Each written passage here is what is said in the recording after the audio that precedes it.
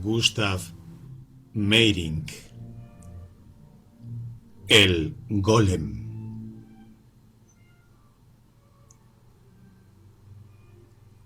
Sueño.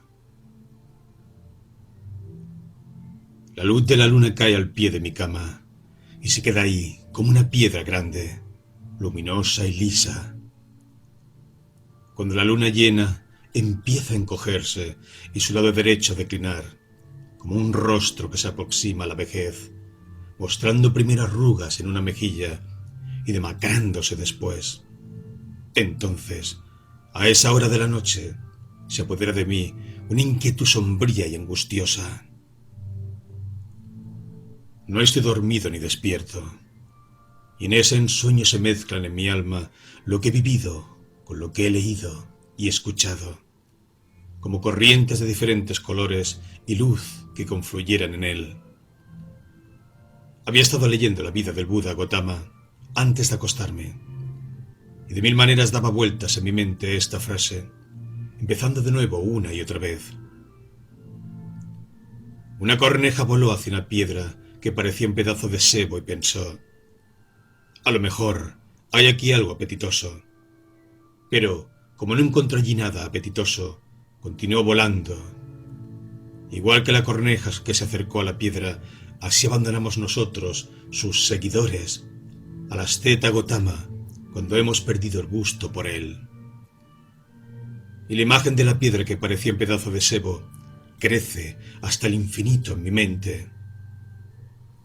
Atravieso el lecho seco de un río y recojo guijarros lisos, de un color azul grisáceo, cubiertos de un polvo brillante, sobre los que cavilo y cavilo, sin saber ni qué hacer con ellos. Luego otros negros con vetas amarillas de azufre, como los petrificados intentos de un niño por reproducir unas salamandras toscas y moteadas. Y quiero arrojar lejos de mí esos guijarros, pero una y otra vez se me caen de las manos y no puedo apartarlos de mi vista. Todas las piedras que han desempeñado un papel en mi vida surgen ahora a mi alrededor. Algunas se torturan desmesuradamente por lograr salir de la tierra y ver la luz, igual que grandes cangrejos ermitaños de color pizarra cuando baja la marea, y como si quisieran emplear todas sus fuerzas en que yo dirigiera mi mirada hacia ellos para decirme cosas de importancia infinita. Otras, agotadas, vuelven a caer sin fuerza en sus agujeros y renuncian a decir una sola palabra. De vez en cuando salgo de la penumbra de esos ensueños y vuelvo a ver por un momento la luz de la luna sobre la colcha bombada al pie de mi cama, como una piedra grande, luminosa y lisa, para salir a tientas una vez más en busca de mi vacilante conciencia, tratando sin descanso de encontrar esa piedra que me atormenta, que debe estar en algún lugar oculta entre los escombros de mis recuerdos y que parece un pedazo de sebo. Me figuro que en alguna ocasión debía desembocar a su lado, en la tierra, un canalón torcido, con los cantos chatos y los bordes corridos por el óxido, y me obstino en construir en mi mente una imagen así, para engañar a mis atemorizados pensamientos y adormecerlos. No lo consigo.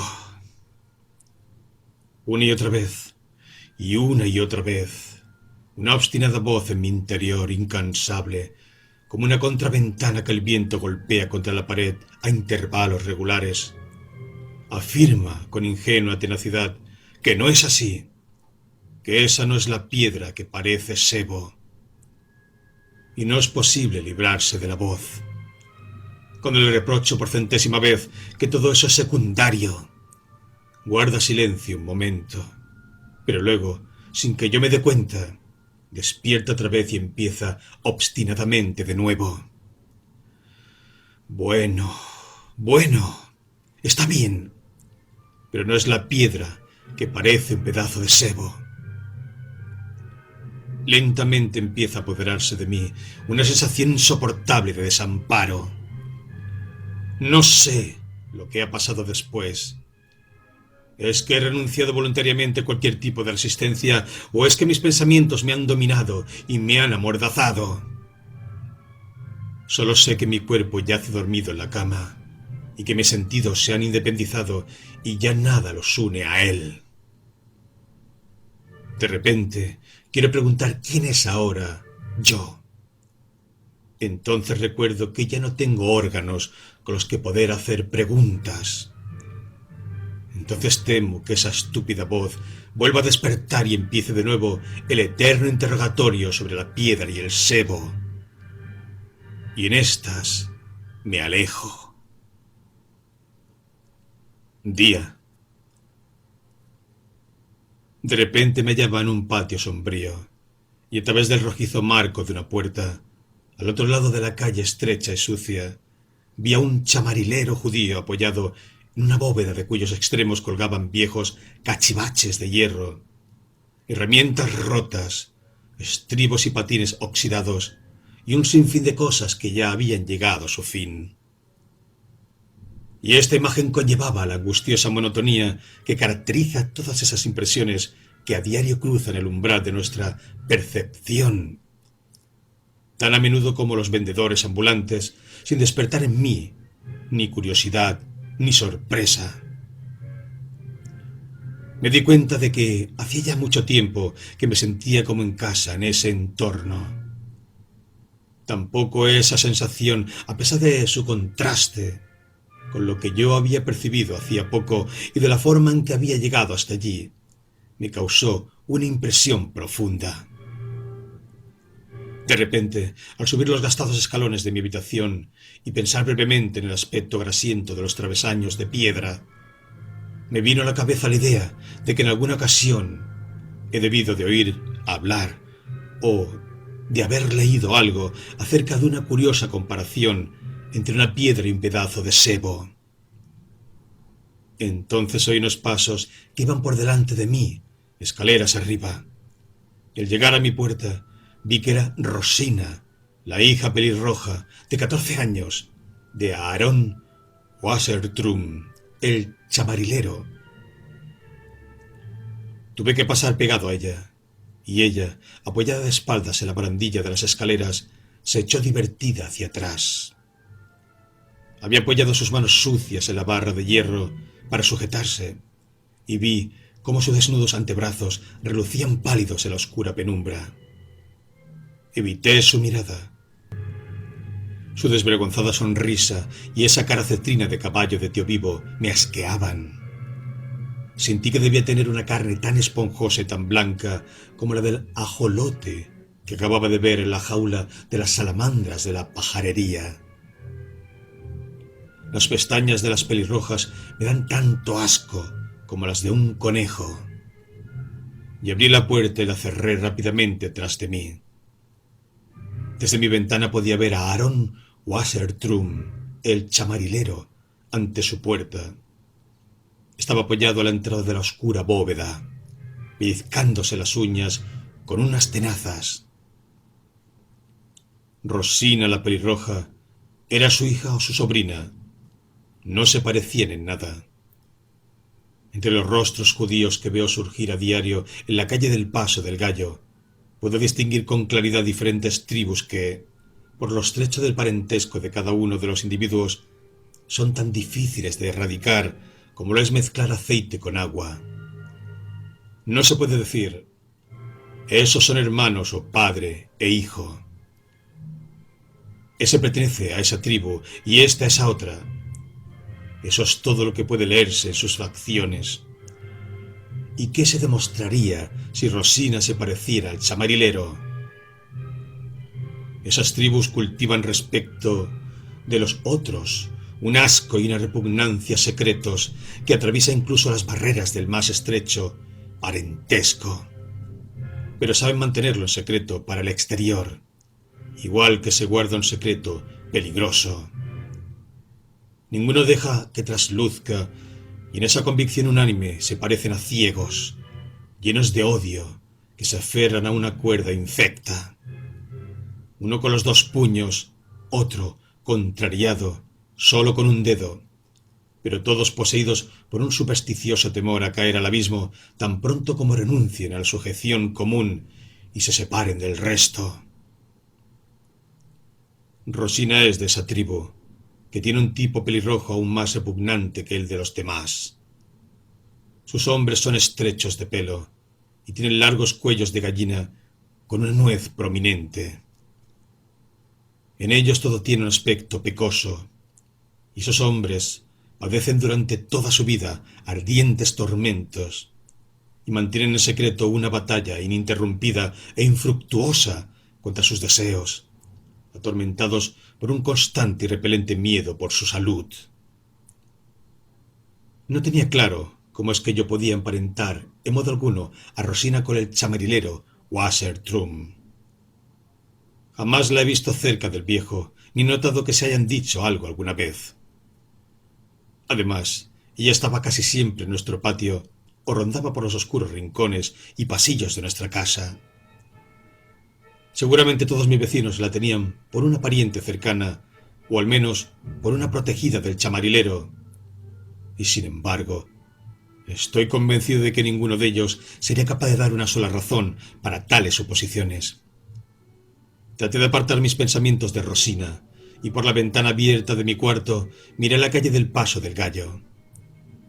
Como si hubiera sentido mi mirada, Aaron Wassertrum alzó de repente su rostro hacia mí. Su rostro rígido y horrible, con los pequeños ojos de besugo y el labio superior entreabierto y partido, como el de una liebre. Me parecía una araña humana que percibe hasta el más leve roce en su tela, por muy indiferente que parezca. ¿Y de qué vivirá? ¿Qué es lo que piensa y lo que pretende? Yo no lo sabía. En los extremos de su puerta colgaban inalterados día tras día, año tras año, los mismos objetos muertos, sin valor. Habría podido dibujarlos con los ojos cerrados. Aquí la retorcida trompeta de hojalata sin llaves, el amarillento cuadro, pintado sobre papel, de los soldados dispuestos de esa forma tan curiosa. Luego, una guirnalda de esporos oxidados, colgada de una correa de cuero mohosa, y otros cacharros medio podridos. Y delante, en el suelo, bien pegadas unas a otras de manera que nadie podía traspasar el umbral de la bóveda, una serie de placas de fogón, redondas, de hierro. Todas esas cosas ni aumentaban ni disminuían, y si alguna que otra vez alguien se detenía al pasar y preguntaba por el precio de alguna de ellas, el chamarilero se ponía muy nervioso. De manera siniestra levantaba entonces su labio leporino y enervado, farfullaba algo incomprensible en un tono gutural tan atropellado que al comprador se le pasaban las ganas de seguir preguntando y, asustado, continuaba su camino. La mirada de Aaron Wassertrum se había apartado de mi vista a la velocidad del rayo y descansaba ahora, con enorme interés, en las paredes desnudas de la casa de al lado a las que daba mi ventana. ¿Qué sería lo que podía estar viendo allí? Porque la casa está de espaldas a la calle del Paso del Gallo y sus ventanas dan al patio. Solo una se abre a la calle. Por casualidad, en ese momento, las habitaciones que están al lado, a la misma altura de las mías, creo que pertenecen a un diminuto ático, parecían estar ocupadas, pues de repente, a través de la pared, escuché una voz masculina y una femenina conversando entre sí. Pero era imposible que el chamarilero las hubiera percibido desde abajo.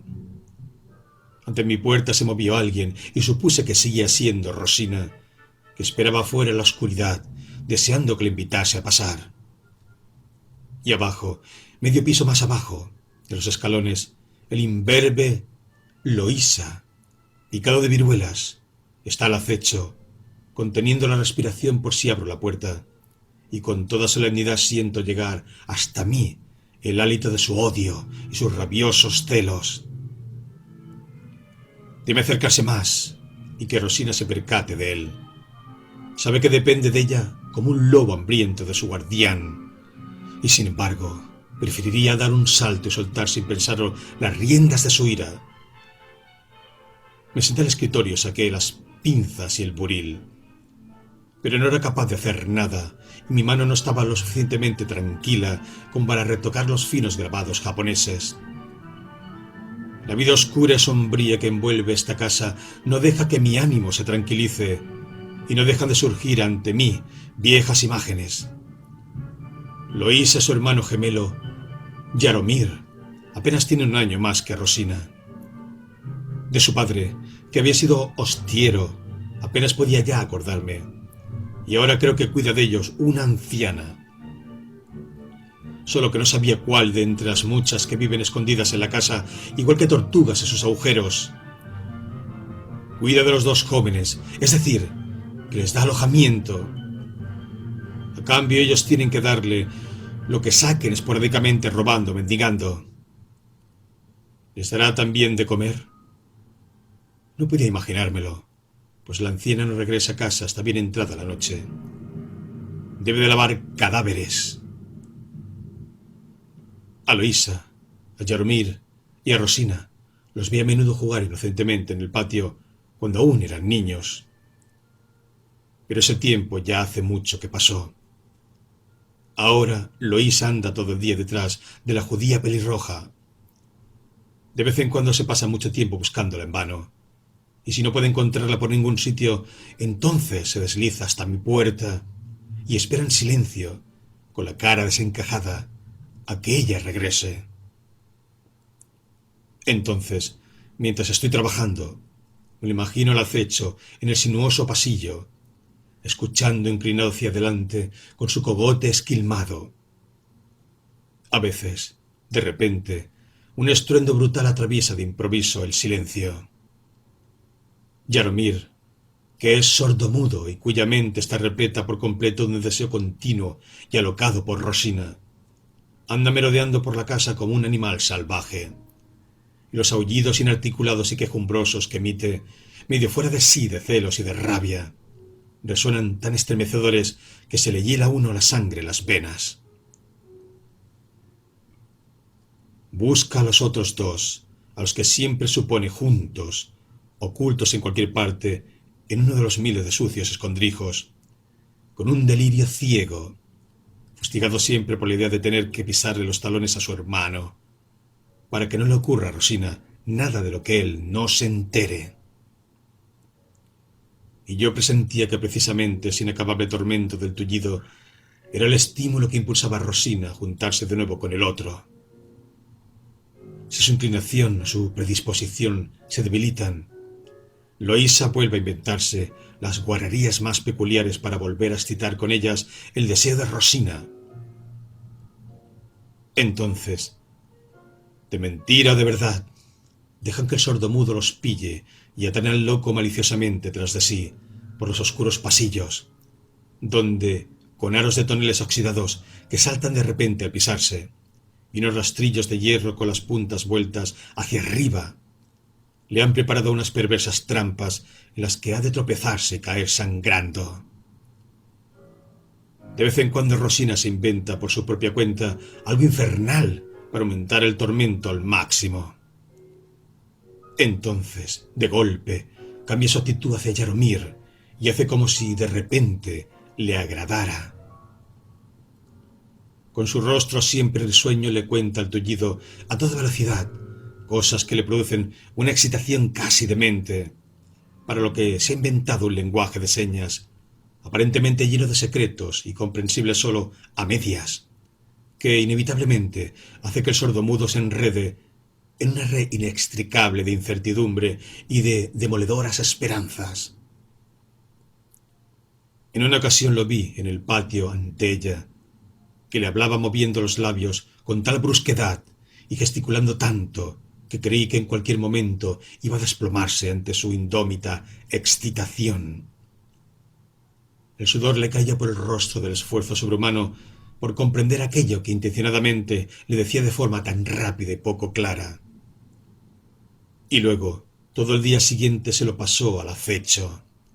esperando febrilmente los sombríos escalones de otra casa medio derruida, situada en la prolongación de la estrecha y sucia calle del Paso del Gallo, hasta que se le pasó la hora de mendigar por las esquinas un par de monedas.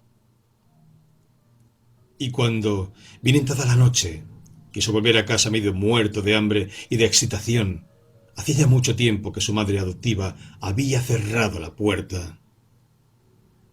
La alegre risa de una joven llegó hasta mí a través de la pared del estudio contiguo. ¿Una risa? ¿Una risa alegre en estas casas? No vive nadie en todo el gueto capaz de reír con alegría. Entonces me vino a la mente que hacía unos días el viejo Zoac, el de las marionetas, me había confiado que un elegante joven se había alquilado su estudio a buen precio, evidentemente para poder reunirse con la elegida de su corazón sin que nadie lo viera. Por la noche, en secreto, para que nadie notara nada en la casa, debían de haber ido subiendo poco a poco, pieza tras pieza, el lujoso mobiliario del nuevo inquilino. El bondadoso anciano se frotaba las manos de placer al contármelo, y se alegraba como un niño de lo hábilmente que lo había hecho todo. Ni uno solo de los vecinos podía tener ni la más mínima idea de la presencia de la romántica pareja. Y desde 3 casas diferentes era posible entrar en el estudio sin ser visto. Incluso había una entrada por una trampilla. Sí, si se abría la puerta de hierro de la buhardilla, y desde arriba eso era algo muy fácil. Se podía llegar a las escaleras de nuestra casa pasando por mi cuarto y utilizarlas como salida. De nuevo llega hasta mí la alegre risa, y hace surgir en mí el impreciso recuerdo de una lujosa vivienda y de una familia noble que a menudo me llama para que haga pequeños retoques en sus valiosas antigüedades. De repente oigo al lado un grito estridente. Escucho asustado. La puerta de hierro de la buhardilla chirría con fuerza y al instante una dama se precipita en mi cuarto. Con el pelo suelto, blanca como la pared, y un chal de dorado brocado echado sobre los desnudos hombros. «Maestro Bernat, escóndame. Por el amor de Dios, por el amor de Cristo, no pregunte. Escóndame aquí». Antes de poder siquiera contestar, mi puerta volvió a abrirse y a cerrarse de inmediato. Durante un segundo, el rostro del chamarilero Aaron Wassertrum había lanzado al interior una sonrisa malévola, igual que una máscara. Una mancha redonda y brillante surge ante mí, y a la luz de la luna reconozco otra vez los pies de mi cama. El sueño me cubre aún, como una pesada capa de lana, y el nombre de Bernat aparece en mis recuerdos en letras doradas. ¿Dónde he leído yo ese nombre? ¿Athanasius Bernat? Creo que hace mucho tiempo me equivoqué de sombrero, y ya entonces me sorprendí de que me quedara bien, a mí, que tengo una cabeza con una forma sumamente peculiar. Y miré el interior del sombrero ajeno. Entonces... Sí, allí estaba, en doradas letras de papel, sobre el forro blanco. Athanasius Bernat. Me asusté del sombrero y me entró miedo sin saber por qué. Entonces, de repente, la voz que había olvidado y que siempre quería que le dijera dónde estaba la piedra que parecía sebo, llega hasta mí como una flecha. Rápidamente me imagino el agudo perfil, de sonrisa malévola y dulce, de Rosina la pelirroja, y de ese modo consigo evitar la flecha que al instante se pierde en la oscuridad. Sí, el rostro de Rosina es más fuerte que su voz ronca y parlanchina, pero ni siquiera ahora, que voy a volver a estar oculto en mi cuarto de la calle del Paso del Gallo, poder estar totalmente tranquilo. Y, si no me he equivocado al percibir que alguien a cierta distancia constante sube tras de mí las escaleras con la intención de visitarme, ese alguien debe estar ahora aproximadamente en el último tramo. En este momento dobla la esquina en la que tiene su vivienda, el archivero Shmahat Hillel, y por las gastadas baldosas pasa al pasillo del piso superior, hecho de ladrillo rojo. Luego va palpando la pared y ahora, justo ahora, debe estar leyendo mi nombre en el letrero de la puerta, esforzándose por deletrearlo en la oscuridad. Y yo me incorporé en medio del cuarto y miré la entrada. Entonces la puerta se abrió y él entró. Dio solo unos pasos en dirección a mí, sin quitarse el sombrero ni decir una sola palabra de saludo. Se comporta así en su casa, pensé. Y me pareció muy comprensible que actuara así, y no de otra forma. Se metió la mano en el bolsillo y sacó un libro. Luego lo estuvo hojeando durante un buen rato.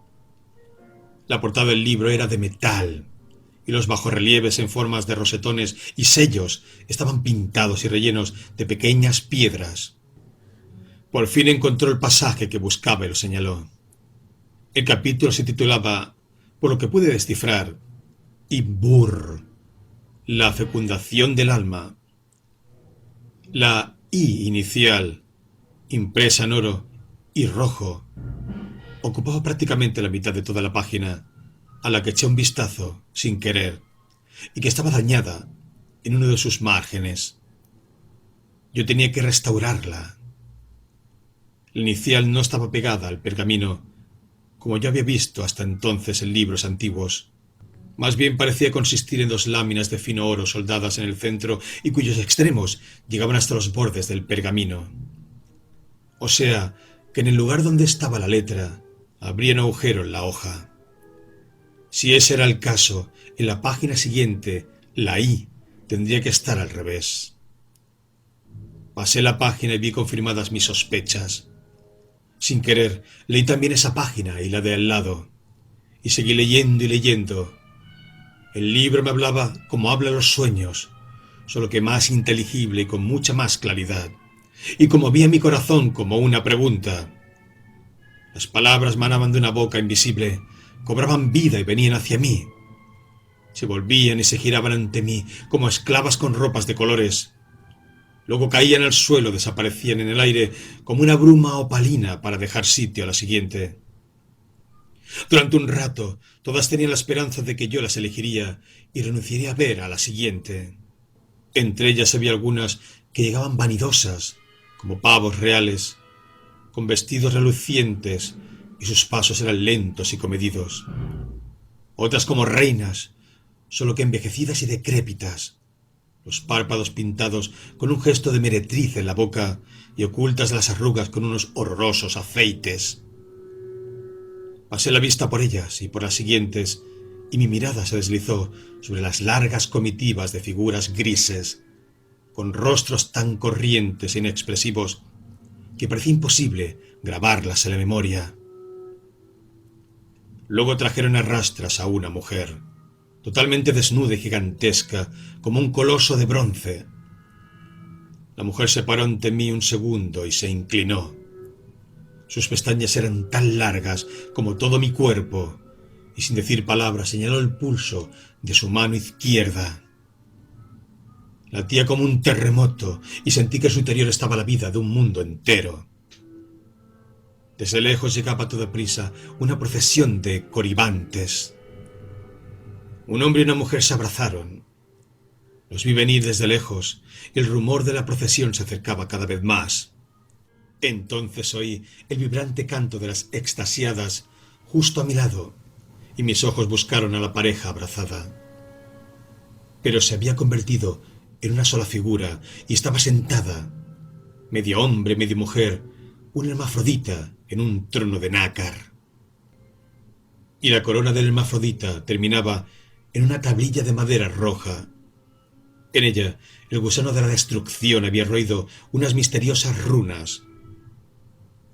Detrás, envuelto en una nube de polvo, venía presuroso al trote un rebaño de pequeñas ovejas negras, el alimento animal que el gigante híbrido llevaba en su séquito para mantener con vida a su tropel de coribantes. De vez en cuando, entre las figuras que emanaban de su boca invisible, había algunas que provenían de tumbas, con unos paños sobre la cara. y se separaban delante de mí, dejaban caer de repente sus velos y miraban fijamente a mi corazón, hambrientas, con sus ojos de ave rapaz. De tal forma que un terror helado me subía a la cabeza y la sangre se me estancaba como un río en el que de golpe han caído del cielo bloques de piedra en medio de su cauce. Una mujer pasó flotando ante mí. No le vi el rostro, lo volvió, pero llevaba un manto de lágrimas que fluían. Hileras de máscaras pasaban bailando, riendo sin preocuparse de mí. Solo un Pierrot se vuelve pensativo hacia mí y se da la vuelta. Se planta ante mí y mira dentro de mi cara como si fuera un espejo. Hace unas muecas tan raras, levantando y moviendo los brazos, ya dubitativo, ya a la velocidad del rayo, que se apodera de mí un fantasmagórico deseo de imitarle, de guiñar los ojos como él, de encoger los hombros y contraer la comisura de los labios. Entonces lo echan a un lado las figuras impacientes que vienen detrás y que quieren todas que yo las vea. Pero ninguno de estos seres tiene consistencia. Son perlas resbaladizas, ensartadas en un cordón de seda, las notas aisladas de una melodía que emana de la boca invisible. Ya no era un libro lo que me hablaba, era una voz que quería algo de mí, algo que yo no comprendía por mucho que me esforzara, que me atormentaba con preguntas ardientes, incomprensibles. Pero la voz que pronunciaba esas palabras invisibles estaba muerta y sin eco. Cada sonido que suena en el mundo presente tiene muchos ecos, igual que las cosas tienen una sombra grande y muchas sombras pequeñas, pero esa voz ya no tenía ecos. Hacía ya mucho, mucho tiempo que se habían gastado y apagado. Había leído el libro hasta el final y seguía sosteniéndolo en las manos, cuando sentí como si hubiera estado hojeando mi cerebro en busca de algo y no en un libro. Todo lo que me había dicho la voz, lo que había llevado dentro de mí toda mi vida, solo que había estado oculto y olvidado y se había mantenido escondido en mis pensamientos hasta el día de hoy. Levanté la vista. ¿Dónde estaba el hombre que me había traído el libro? ¿Se habría marchado? ¿Lo recogería cuando estuviera listo? ¿O tendría que llevárselo yo? Pero no era capaz de recordar que hubiera dicho dónde vivía. Traté de evocar su aspecto en mi memoria, pero no lo logré. ¿Cómo iba vestido? ¿Era viejo? ¿Era joven? ¿Y de qué color eran sus cabellos y su barba? Nada. No podía imaginarme absolutamente nada. Todas las imágenes que me hacía de él se diluían sin consistencia ninguna, antes siquiera de haber podido recomponerlas en mi mente. Cerré los ojos y apreté la mano contra los párpados a fin de atrapar aunque fuera una parte minúscula de su imagen. Nada. Nada. Me situé en medio de la habitación mirando hacia la puerta, igual que había hecho antes, cuando había llegado, y me imaginé. Ahora dobla la esquina, ahora avanza por el suelo de baldosas, ahora está afuera leyendo el letrero de mi puerta, Athanasius Bernat, y ahora entra. En vano, no quería despertar en mí ni el más mínimo rastro de un recuerdo de cómo era su figura. Vi el libro en la mesa y deseé hallar en mi mente la mano que lo había sacado del bolsillo y me lo había entregado. Ni siquiera pude recordar si llevaba un guante, si estaba desnuda, si era joven o arrugada, si llevaba anillos o no. Entonces tuve una idea extraña. Fue como una inspiración a la que no puede uno resistirse. Me puse el abrigo y el sombrero, salí al pasillo, bajé las escaleras. Luego regresé lentamente a mi cuarto. Despacio, muy despacio, igual que él al llegar. Y al abrir la puerta vi que mi cuarto estaba completamente en penumbra. ¿Acaso no era aún pleno día cuando había salido hacía un instante? ¿Cuánto tiempo debía haber estado cavilando para no darme cuenta de lo tarde que era? Traté de imitar al desconocido en su paso y en sus gestos, pero no pude acordarme de nada. ¿Cómo podía lograr imitarlo si no tenía un solo punto de referencia, de qué aspecto tenía. Pero todo resultó diferente, muy diferente de lo que yo pensaba. Mi piel, mis músculos, mi cuerpo recordaron de repente, sin decírselo al cerebro. Hicieron movimientos que yo no deseaba ni tenía intención de hacer, como si mis miembros ya no me pertenecieran. De golpe, al dar unos pasos en la habitación, mi caminar se había vuelto vacilante y extraño. Me dije que ese era el paso de un hombre que está siempre a punto de caerse hacia adelante. Sí, sí, sí. Ese era su paso. Yo lo supe con toda claridad. Ese era. Yo tenía un rostro ajeno, sin barba, de barbilla pronunciada, y miraba desde unos ojos rasgados. Lo sentía aunque no podía verme. Quise gritar horrorizado, que ese no era mi rostro. Traté de palparlo, pero mi mano no respondió a mis deseos, y se hundió en el bolsillo para sacar un libro. Exactamente igual que él había hecho antes. Entonces, de repente, vuelvo a estar sentado a la mesa, sin sombrero, sin abrigo, y soy yo. Yo. Athanasius Pernat. El terror y el espanto me sacudieron. Mi corazón iba tan rápido que parecía estallar, y sentí que los fantasmagóricos dedos que acababan de estar hurgando en mi cerebro me habían abandonado. Aún siento en la nuca las frías huellas de su roce. Ahora sabía cómo era el desconocido, y habría podido volver a sentirlo dentro de mí a cada momento, solo con haberlo querido. Pero seguía sin ser capaz de imaginarme su aspecto, que lo vería cara a cara, y tampoco podría hacerlo nunca.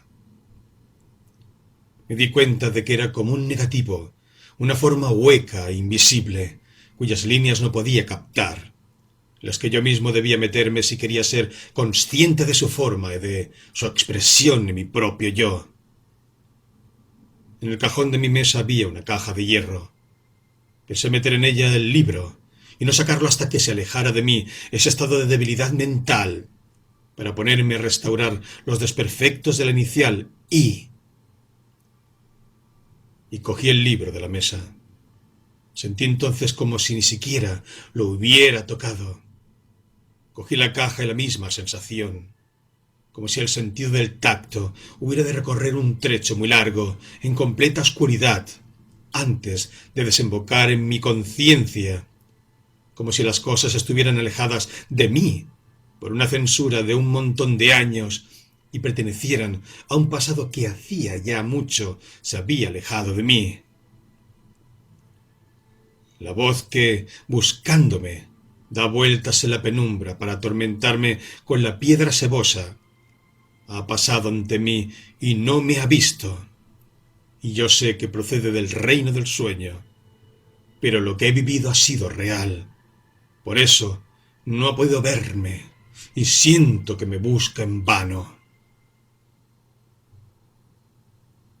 Praga. A mi lado estaba Charusek, el estudiante, con el cuello de su fino y raído abrigo subido, y yo escuchaba cómo le castañeteaban los dientes de frío. Me dije que podía cogerse una enfermedad mortal en esa puerta heladora y con tanta corriente, y le insté a que me acompañara a casa. Pero él lo rechazó. Se lo agradezco, maestro Pernat, murmuró tiritando. Por desgracia no tengo ya tiempo. Tengo que ir corriendo a la ciudad. Además, nos calaríamos hasta los huesos si intentásemos salir a la calle.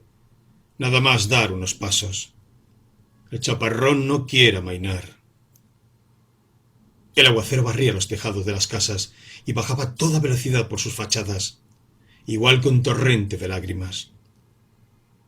Inclinando un poco la cabeza podía ver enfrente, en el cuarto piso, mi ventana, la cual, empapada por la lluvia, daba la impresión de tener los cristales reblandecidos. Se había vuelto opaca y áspera, como cola de pez. Un arroyo de mugre amarillenta corría calle abajo, y la puerta se llenó de transeúntes, esperando todos a que amainara el temporal. Ahí va flotando un ramo de novia, dijo Charusek de repente, señalando un ramo de mirtos marchitos que venía arrastrado por el agua sucia. Alguien a nuestras espaldas soltó una carcajada al verlo. Al volverme, vi que había sido un anciano de pelo cano, elegantemente vestido y de rostro inflado, como el de un sapo. Charusek también miró un momento hacia atrás y farfulló algo para sí. Del anciano se desprendía algo desagradable.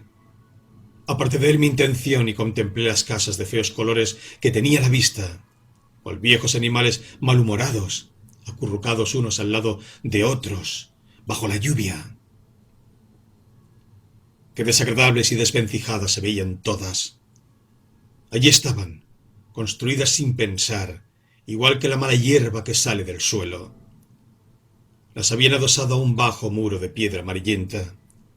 El único resto que se mantenía aún en pie de un antiguo edificio alargado de hacía unos 2 o 3 siglos, al buen tuntún, sin tener en cuenta las otras. Aquí media casa de esquina con la fachada remetida hacia atrás. Al lado, otra sobresaliendo como un colmillo.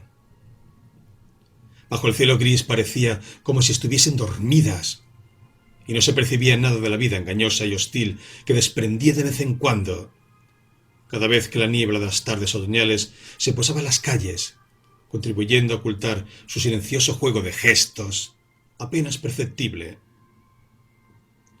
En todo el tiempo que llevo ya viviendo aquí, ha ido afirmándose en mí una impresión de la que no puedo librarme, como si hubiera para ellas ciertas horas de la noche y del temprano amanecer, en las que nerviosas acostumbran a mantener una conversación sin palabras, misteriosa,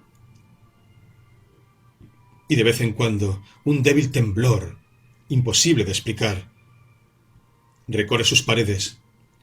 Los ruidos se deslizan por sus tejados y caen por los canalones, y nosotros los percibimos sin prestar atención, con nuestros abúlicos sentidos, sin averiguar su origen.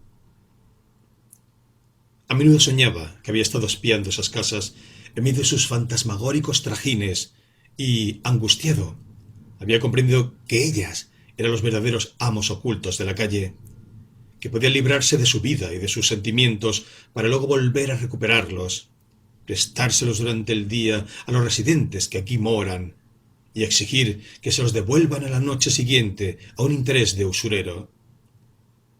Y cuando dejo que estos extraños individuos que residen en ellas, cual espectros, cual seres no nacidos de madres, que en sus pensamientos y en sus quehaceres parecen unidos a pedazos, sin ninguna selección, pasen ante mí, entonces, más que nunca, me siento inclinado a creer que tales sueños ocultan en sí oscuras verdades, que, cuando estoy despierto, continúan difuminándose por mi alma, aunque tan solo como impresiones de cuentos multicolores.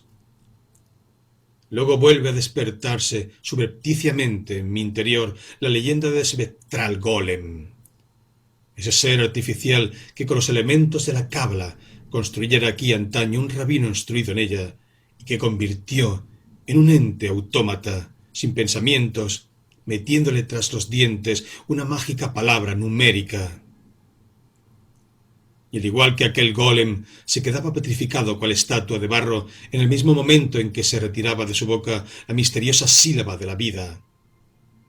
Creo que todos esos individuos se derrumbarían sin alma en el momento en que se borrara de su cerebro cualquier mínimo concepto, un deseo secundario, tal vez una costumbre sin sentido en uno, en otro la sórdida espera de algo absolutamente indeterminado, inconsistente.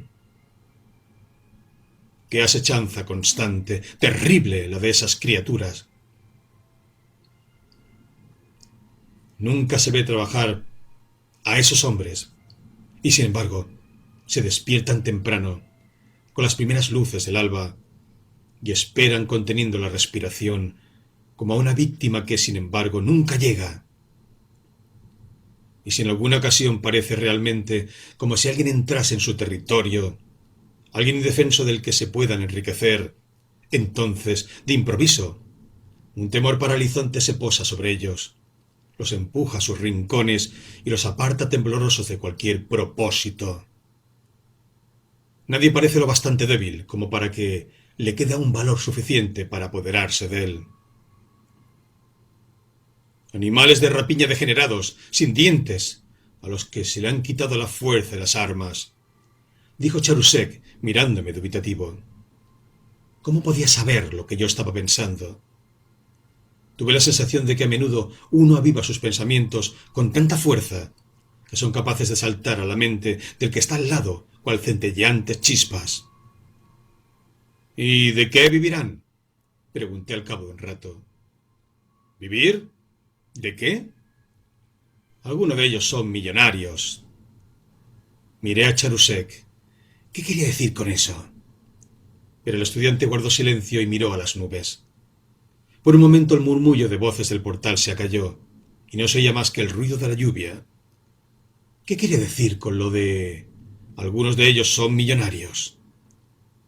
De nuevo era como si Charusek hubiera adivinado mis pensamientos. Señaló hacia la tienda del chamarilero de al lado, de la que el agua se llevaba la herrumbre de los cacharros de hierro por los charcos que corrían con un tono rojizo. Aaron Wassertrum. Él, por ejemplo, es millonario. Casi un tercio de la judería es de su propiedad. ¿Es que no lo sabe usted, señor Pernat? Literalmente se me cortó la respiración. Aaron Wassertrum. ¿El chamarilero Aaron Wassertrum millonario? Ah, le conozco muy bien, continuó Charusek con saña y como si tan solo hubiera estado esperando a que le preguntara. También conocí a su hijo, el doctor Wasori. ¿No he oído hablar nunca de él? ¿Del doctor Wasori, el famoso oculista? Hace un año toda la ciudad hablaba entusiasmada de él, del gran sabio. Nadie sabía entonces que se había cambiado de apellido y que antes apellidaba Wassertrum. Le gustaba representar el papel del hombre de ciencia que había dado la espalda al mundo, y si en alguna ocasión se hablaba de su origen, respondía, modesto y profundamente conmovido, con medias palabras, que su padre era originario del gueto y que él había salido a flote con mucho trabajo desde los más míseros comienzos, con preocupaciones de todo tipo y sacrificios indescriptibles. Sí, con preocupaciones y sacrificios. Pero ¿de quién fueron las preocupaciones y los sacrificios indescriptibles? ¿Y cuáles los medios? Eso nunca lo dijo. No obstante, yo sé qué relación tenía con el gueto. Chamarusek me cogió del brazo y lo sacudió con fuerza. Maestro Pernac, soy tan pobre que ni yo mismo soy capaz de concebirlo.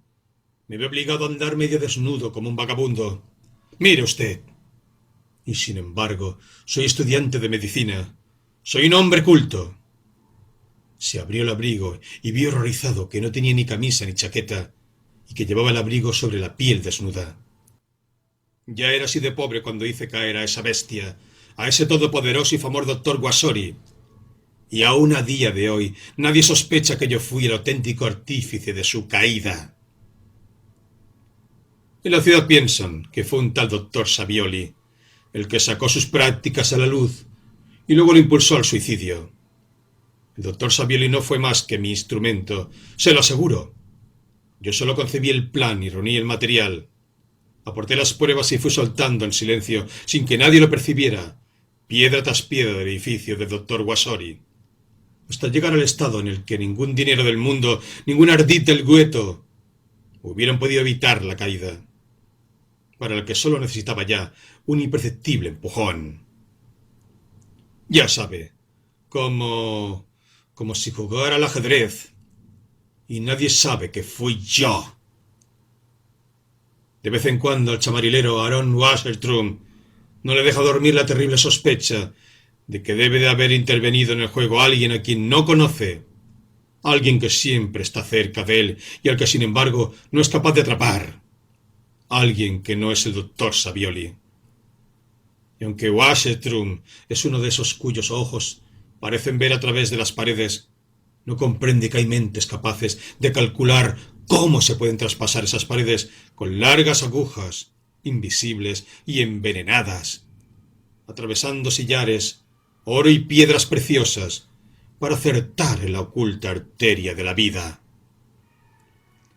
Y Charusek se dio un golpe en la frente y se echó a reír como un loco.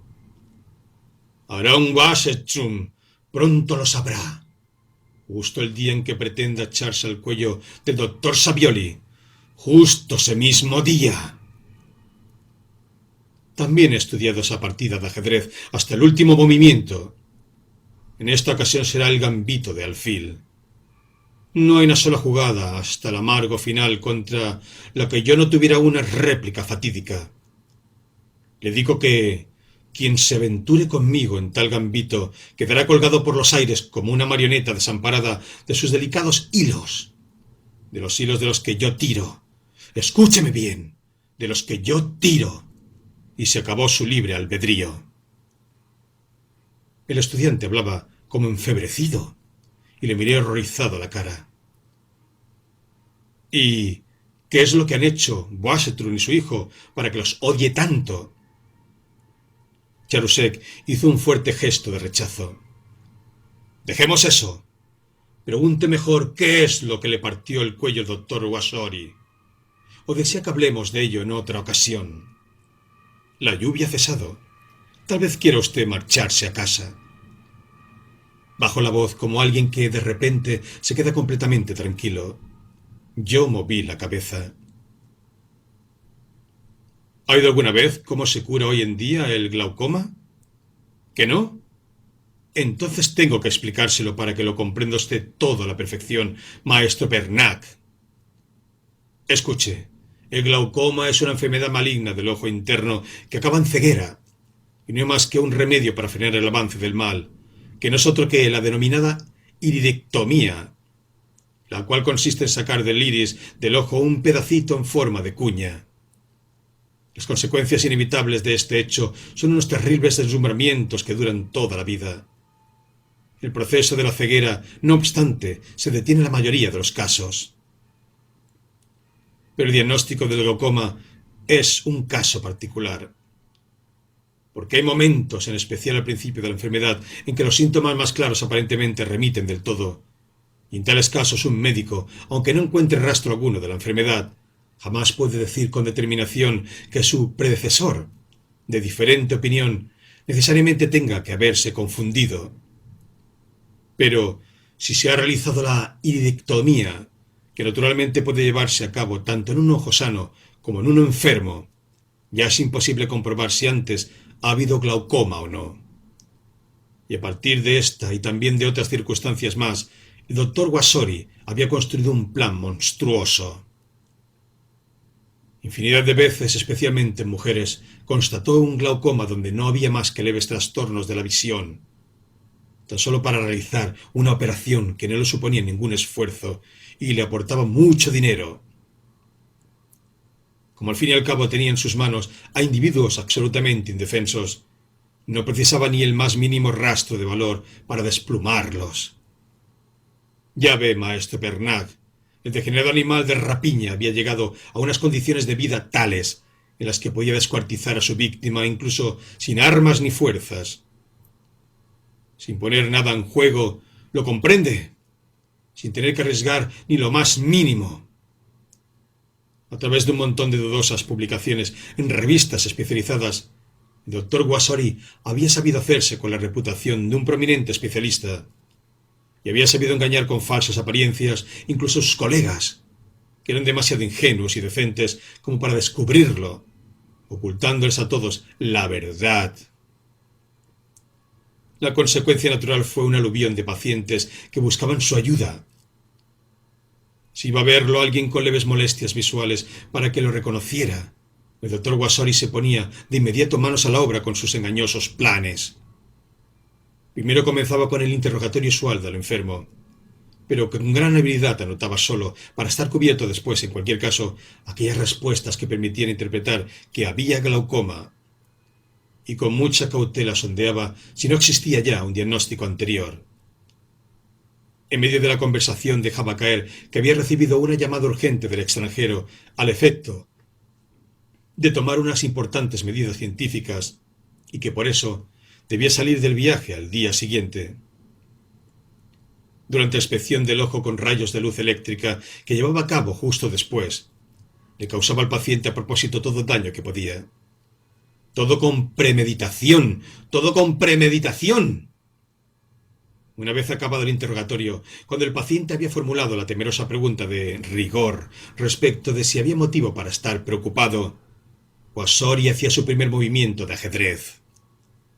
Se colocaba frente al enfermo, dejaba pasar un minuto y muy comedido y con voz sonora pronunciaba entonces la frase: «La ceguera en ambos ojos es ya inevitable en muy poco tiempo». La escena que seguía, como es natural, era terrible. A menudo la gente se desmayaba, lloraba y gritaba y se arrojaba al suelo con la más absoluta desesperación. Perder la vista significaba perderlo todo. Y cuando de nuevo llegaba el momento usual, en que la pobre víctima se aferraba a las rodillas del doctor Wasori, suplicándole si en este mundo de Dios no había ningún remedio posible, la bestia hacía su segunda jugada y se transformaba a sí mismo en ese Dios capaz de ayudar. Todo en este mundo es como un juego de ajedrez, maestro Bernat. Una operación rapidísima, decía entonces el doctor Wasori pensativo, es lo único que tal vez podría salvarlo. Y, con una vanidad indómita y codiciosa que lo sobrecogía de repente, se deshacía en un torrente de palabras, dibujando con todo detalle este o aquel otro caso, todos increíblemente similares al presente, y cómo innumerables enfermos solo a él le debían el haber conservado la vista y otras cosas por el estilo. En verdad se regodeaba al sentir que lo tenían por una especie de ser supremo en cuyas manos se depositaban el bienestar y el dolor de su prójimo. Pero la desamparada víctima permanecía sentada ante él, completamente deshecha, con el corazón lleno de ardientes preguntas, el sudor del miedo en la frente, sin ni siquiera atreverse a interrumpirle de puro temor de enojarlo a él, al único que aún podía aportarle alguna ayuda. Y diciéndole que desgraciadamente no podía abordar la operación hasta dentro de unos meses, cuando hubiera regresado a su viaje, concluía el doctor Wasori su discurso. Esperemos. En tales casos siempre hay que esperar lo mejor, que para entonces no sea demasiado tarde, decía.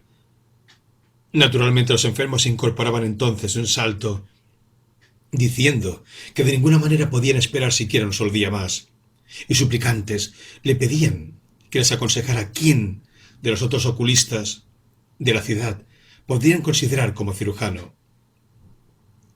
Llegaba entonces el momento en que el doctor Wasori daba el golpe decisivo. Sumido en sus pensamientos, iba de un lado a otro, arrugando la frente con pesar, y al final susurraba preocupado que una intervención por parte de otro médico conllevaba, por desgracia, otra revisión del ojo con luz eléctrica, y que ello, debido a los rayos cegadores. El propio paciente ya sabía lo doloroso que era, tenía que tener un efecto enormemente pernicioso. Es decir, que otro médico, aparte de que a algunos de ellos les faltaba justo en la iridectomía la necesaria práctica, no podía abordar una intervención quirúrgica hasta pasado bastante tiempo, hasta que los nervios ópticos se hubieran regenerado, precisamente porque precisaba de una nueva revisión. Charusek cerró los puños. Eso es lo que en el lenguaje del ajedrez llamamos jugada obligada, querido maestro Bernat. Lo que siguió a continuación fue otra vez una jugada obligada, un movimiento obligado tras otro. Medio loco de desesperación, el paciente suplicaba entonces al doctor Wasori que se apiadara de él, que aplazara su viaje un único día para efectuar él mismo la operación, que se trataba de algo más que de una muerte rápida. El miedo terrorífico y atormentador a quedarse ciego en cualquier momento era lo peor que podía ver. Y cuanto más se resistía el monstruo, lamentándose de que una demora en su viaje podía suponer incalculables perjuicios, tanto más altas eran las sumas que los enfermos le ofrecían voluntariamente. Si, finalmente, al doctor Wasori la cantidad le parecía lo suficientemente elevada, cedía, y ese mismo día, antes de que una casualidad pudiera poner al descubierto su plan, le procuraba al desdichado en ambos ojos sanos ese daño irreparable, esa sensación constante de estar deslumbrado, que había de hacer de su vida un martirio continuo, pero que borraba para siempre las huellas de su canallada. Con esas operaciones en ojos sanos, el doctor Wassory no solo fue aumentando su fama y su reputación de médico incomparable, que siempre conseguía frenar la amenazante ceguera, sino que al mismo tiempo satisfacía su desmedida codicia y alimentaba su vanidad cuando las ingenuas víctimas, dañadas a su cuerpo y en su fortuna, lo veían como a un redentor y lo ensalzaban como su salvador. Solo el individuo, enraizado en el gueto, con todas las fibras de su cuerpo y con sus infinitos recursos, increíbles y sin embargo insuperables, y que desde que era pequeño había aprendido a estar al acecho como una araña, que conocía a todo individuo en la ciudad y que adivinaba y entreveía sus relaciones y sus fortunas hasta el más mínimo detalle. Solo a un semividente así, de esa forma podría denominársele, podría perpetrar tales atrocidades durante años. Y de no haber existido yo, estaría hasta hoy haciendo de las suyas. Habría seguido haciéndolas hasta bien avanzada la vejez, para finalmente disfrutar del ocaso de su vida cual honorable patriarca en el círculo de sus seres queridos, condecorado con altos honores, modelo para las generaciones venideras, hasta que por fin también él hubiera estirado la pata.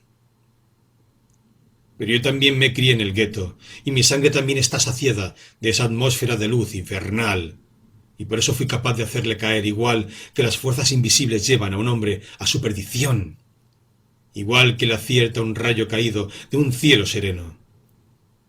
El doctor Savioli, un joven médico alemán, tiene el mérito de haberlo descubierto, pero yo lo empujé y fui acumulando prueba tras prueba hasta que llegó el día en que el fiscal extendió su mano hacia el doctor Wassory. Entonces la bestia se suicidó. ¡Bendita sea la hora! Como si mi doble hubiera estado a su lado y hubiera guiado su mano, se quitó la vida con esa redoma de nitrito de amilo, que yo había dejado a propósito en su consulta, en aquella ocasión en que yo mismo le había inducido a darme también a mí el falso diagnóstico de glaucoma. A propósito, y con el ardiente deseo de que fuera ese nitrito de amilo el que le diera el último golpe. En la ciudad se dijo que le había dado una apoplejía. Al inhalarlo, el nitrito de amilo mata igual que una apoplejía, pero el rumor no pudo mantenerse por mucho tiempo. De repente, Charusek se detuvo, ensimismado, como si se hubiera perdido en un profundo problema. Luego se encogió de hombros mirando en dirección a la tienda del chamarilero Aaron Wassertrum. «Ahora está solo», murmuró, «completamente solo con su avaricia y con su muñeca de cera». Los latidos del corazón me subieron hasta la garganta. Miré a Charusek horrorizado. ¿Estaría loco? Tenían que ser unas fantasías febriles las que le hacían inventar esas cosas. Seguro, seguro. Se lo ha inventado todo, lo ha soñado. No pueden ser ciertas esas cosas tan terribles que ha contado sobre el oculista. Está tuberculoso y las fiebres de la muerte le dan vueltas en el cerebro. Y traté de tranquilizarlo con un par de bromas, para dirigir sus pensamientos en una dirección más agradable. Entonces, antes incluso de haber encontrado las palabras, pasó por mi mente como un rayo el rostro de Wassertrum, con el labio leporino, tal como lo había visto mirando por la puerta entreabierta al interior de mi habitación en aquella ocasión, con sus redondos ojos de besugo. «¡Doctor Savioli! ¡Doctor Savioli!». Sí, sí. Ese era también el nombre del joven que me había confiado entre susurros, el marionetista Zoack, el del elegante caballero que le había alquilado el estudio. «¡Doctor Savioli!». Salía de mi interior como un grito. Una serie de nebulosas imágenes estremecía mi mente. Se perseguían unas a otras con horribles sospechas que se precipitaban sobre mí. Quise preguntar a Charusek, contarle rápidamente, preso de espanto, todo lo que había visto entonces, cuando observé que se había apoderado de él un fuerte ataque de los que casi lo tiró al suelo.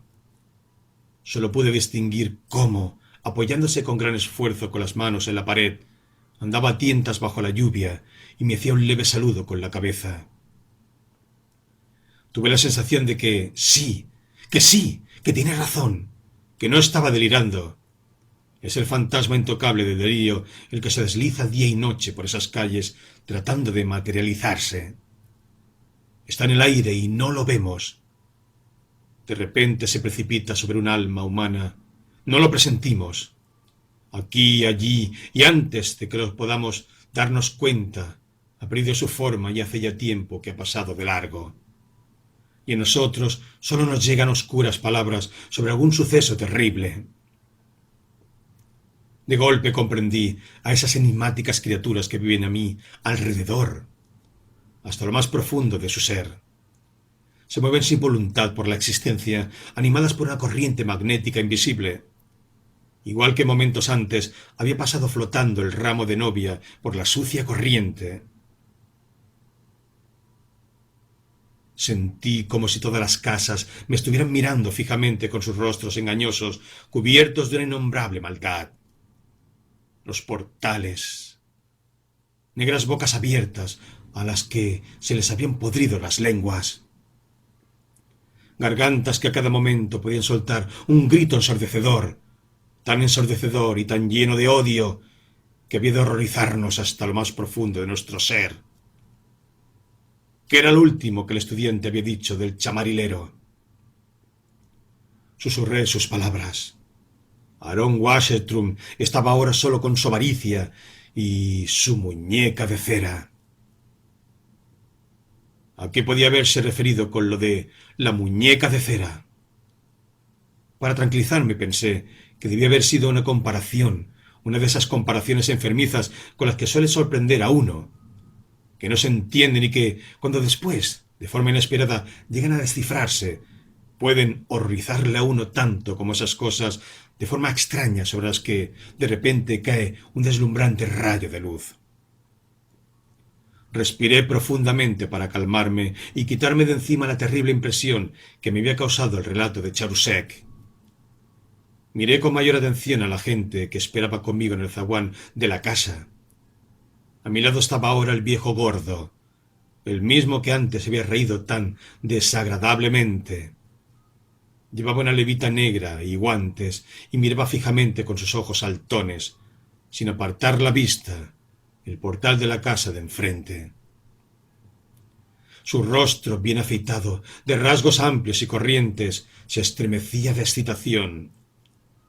Involuntariamente seguí sus miradas y me percaté de que estaban fijas, como hechizadas, en Rosina, la pelirroja, que estaba al otro lado de la calle, con su eterna sonrisa en los labios. El viejo se esforzaba por hacerle señas y yo vi que ella se percataba de sobra, pero hacía como si no las entendiera. Al final, el viejo no pudo aguantar más. Cruzó al otro lado vadeando de puntillas y saltando los charcos con ridícula elasticidad, igual que una gran pelota negra de goma. Parecían conocerlo, pues oí toda clase de glosas que apuntaban a ello. Un vagabundo que estaba detrás de mí, con un pañuelo de punto rojo al cuello, una gorra azul de militar y el cigarro de Virginia detrás de la oreja, hacía, con una sonrisa sarcástica en la boca, alusiones que yo no entendía.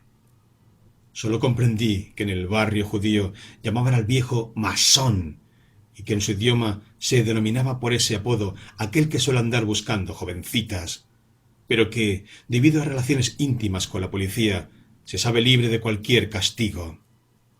Después, el rostro de Rosina y el del viejo desaparecieron al otro lado, en la oscuridad del portal de la casa.